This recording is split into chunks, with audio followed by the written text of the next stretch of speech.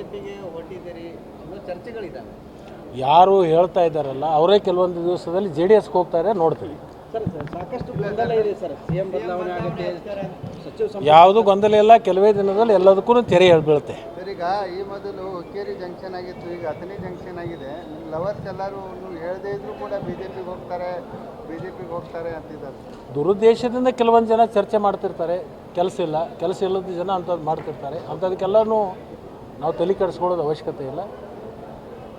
ಯಾರು ಇಂಥ ಚರ್ಚೆಗಳು ಮಾಡ್ತಾ ಇದ್ದಾರಲ್ಲ ಅವ್ರು ಬೇರೆ ಪಕ್ಷಕ್ಕೆ ಹೋಗ್ತಕ್ಕಂಥ ಚಿಂತನೆಯಲ್ಲಿ ಈಗಾಗಲೇ ಇದ್ದಾರೆ.